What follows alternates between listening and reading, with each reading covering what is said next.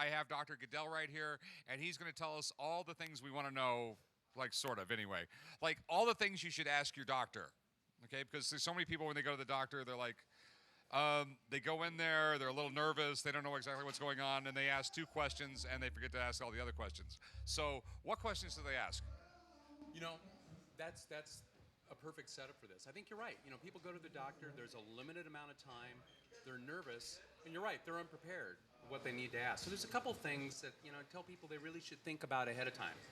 One is seizures, obviously, but it's not just the count. A lot of times people come into clinic and they just want to tell you how many seizures they have. Be prepared to talk about it. Talk about what were the seizures like? Were they any different? Were they more severe? How long did they last? And how did you feel after the seizure occurred? Okay, so the best idea. So then, so get a notepad or get your phone out or something like that, and every time you think of a question, write it down. Yeah, there are so many great tools. I like to have patients go to epilepsy.com because there's a variety of things they can download, but keep a diary. It's really important to keep a diary because it's not just the questions you think about right as you're sitting in the waiting room, but it's all week-long or month-long that may come up. Write those questions down and be prepared to talk about it. Okay, because with me, I mean, I always, because for years I'd go to the doctor, and every time I went to the doctor, what would happen was I'd walk, I'd be driving home and I'd go like, yeah, I forgot this. So nowadays, whenever I think of something, I always put it down because the way I look at it, when you go see your doctor, really, I mean, your doctor will answer all your questions. That's why you're there. And if your doctor doesn't answer your question, find another doctor. But I mean, so answer all the questions. Now, let's see what I got. I got notes. You got notes. All right. Treatment options. What type of options are there for epilepsy right now? Because when I was a kid, there was like, let's dope you up. Right. Well, so when I started in this business, we had like 4 drugs that were available to us, and we kept cycling through those drugs. We live in a wonderful time now. There's a variety of new treatments that have recently come to market, and they're being currently developed. Now, the important thing to realize, though, is not all people are the same, not all medications are the same. The big question that we don't know yet how to answer is, I can't look at an individual patient yet and predict which medicine's going to be the right one for them. So, a lot of this is, again, working with your doctor. Might need to go through a few medicine, might need to try combinations of medicines. But again, it's asking the right questions and being willing to talk about how you feel. I mean, I know talking is really important because, like I said, when I was a kid, there wasn't the options and everything like that. And as far as the treatment goes, I took phenobarbital all the time when I was a kid, and they switched me to Dilantin, and the next day I was in the emergency room, kept on having seizures. So, all right, now next questions. I really suck at being like this whole live stuff. You're doing great. See, because when I do my show, we just go, hey, can I do that again? All right. What tips can you provide? I mean, what kind of tips can you tell people about living with epilepsy?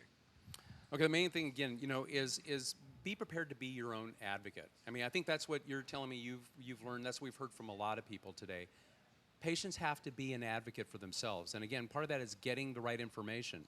But for your doctor to really understand, and the whole team, it's not just the physician, it's going to be the nurse, it's going to be the pharmacist who's taking care of, is being willing to share how you're feeling about things. Like, for example, you're just talking about phenobarbital and then going on Dilantin and the problems that you had.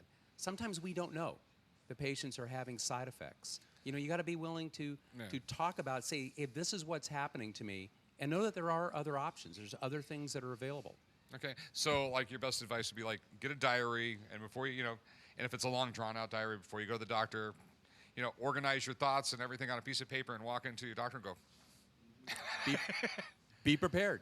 Have a list. Go through that list. And then if you forget, the other thing that I want to be an advocate for is when patients might see their doctor every 3 months, but they're probably getting their prescriptions filled every month or so.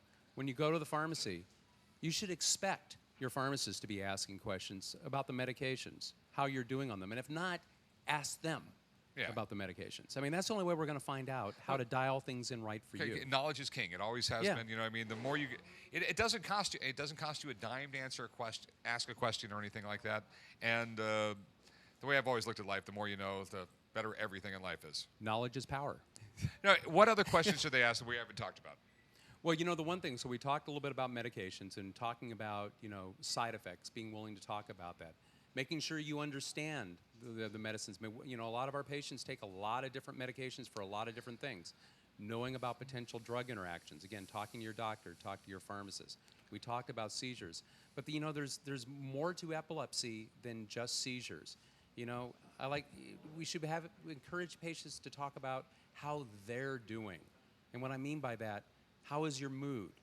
Is your mood up? Is your mood down? Has it been changing since the last time you were visiting? How is your sleep? How's your overall quality of life? Because that's really what our goal is it's not just 0 seizures, but it's the best possible quality of life. And again, Okay. the only way we're going to know that is if patients talk about it. Okay, and they need to talk about it with everyone and their friends and their family. Yep. So they understand, hey, I got epilepsy. If something does happen, this is what you need Yeah. to do. Because, I know that happens a lot. Someone will be out with, and no one knew this person had seizures Right. or anything like that, and everyone's just standing around with their mouth open. Okay, so Yep. talk to your friends and family, talk to your doctors, talk, make a list.